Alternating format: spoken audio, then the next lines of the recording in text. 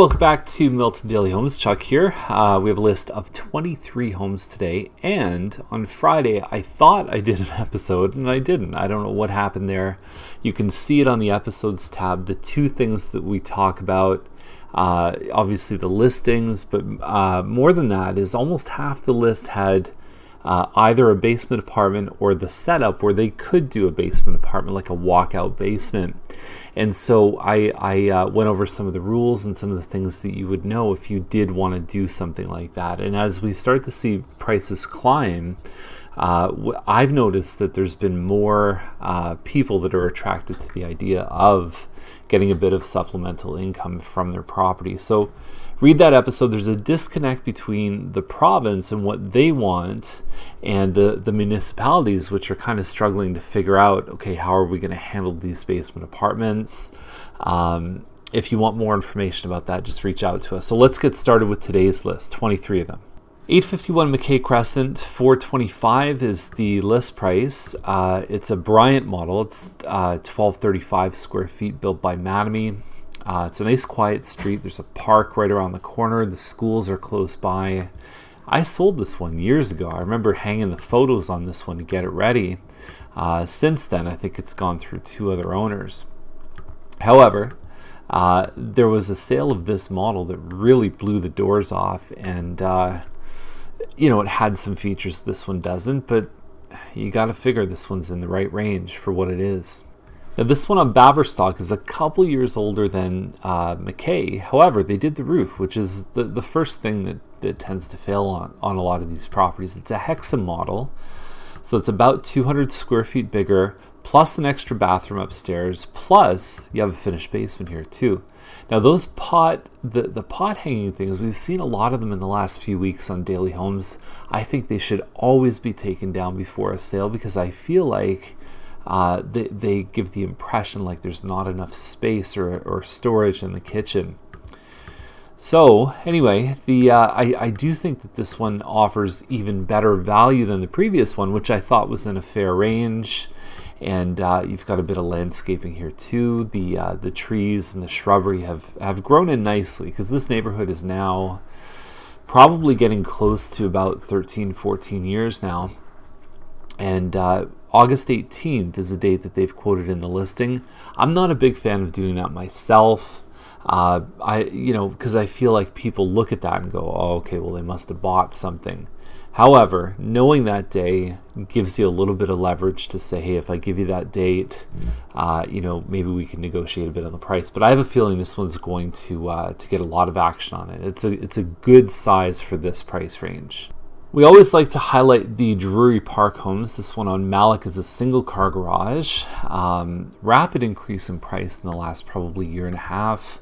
The demand has only continued to increase, because if you want a manageable sized property, you're not buying like an older 50s bungalow, and you want one story, this is it. Like, you've either got a condo or you buy an older bungalow on a big lot. Drury Park is a very popular choice with the kind of call it plus 50 crowd. It's a quiet neighborhood. There's enough lawn that you don't feel like you're in a condo kind of thing. And it's just a good place to kind of settle into retirement. The community is very friendly. So 509 is very much in line with what the other ones have sold for. And who knows, maybe I'll live here one day when I get older.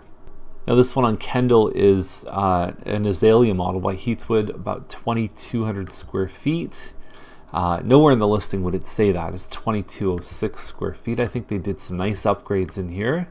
A little bit of style and taste. I like how they did the stonework in the wall, and then they highlighted it with pot lights that'll actually show the dimensions on the stone.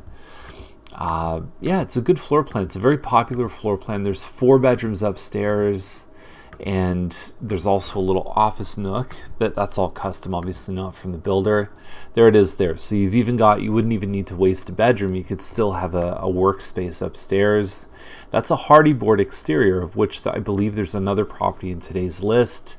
People would say, well, it's siding, but it's mold resistant. It's very strong. Many people would say it is superior to brick and regular siding, obviously, just in terms of its durability and its overall strength. So nice looking home. I think they priced it really well. So we have 860 Pickersgill Crescent, $599, and here's the thing about this, is that this angle, to me, I mean, sometimes you don't have long to make that impression. I think that the angle would have been to have the double garage. So you can click the virtual tour link, and depending on your taste in music, you might want to check this out.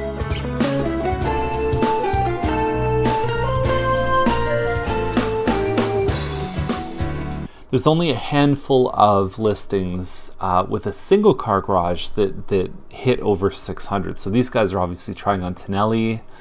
The problem I have with the aerial photos like this is it doesn't anchor in and say, okay, here's where the property is. So to me, I look at that and say it's not really adding anything to the listing without context. It is a Shady Glen. It's the 4-bedroom, which is, it's just over 2,000 square feet. Nice finishes. I think that for what else is sold, and if you look at the pattern for over $600,000, it is usually a home that has some kind of green space or privacy behind.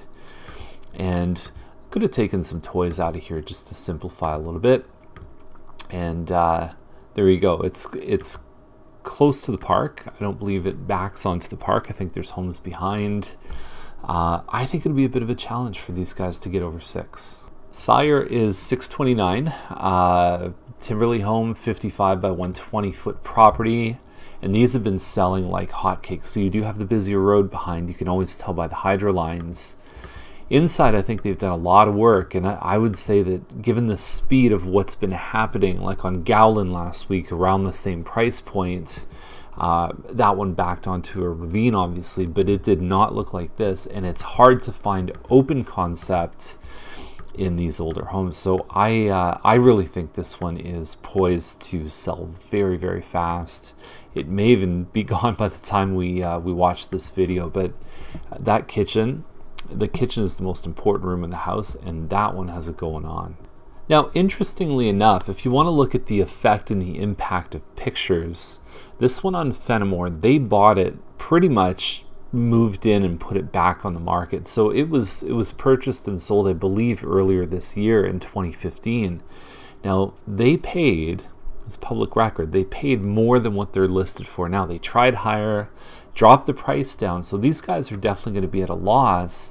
And I feel like for what this one is, about a 2,600 square foot home, backing onto green space, I feel like these photos are probably not helping them get the maximum price.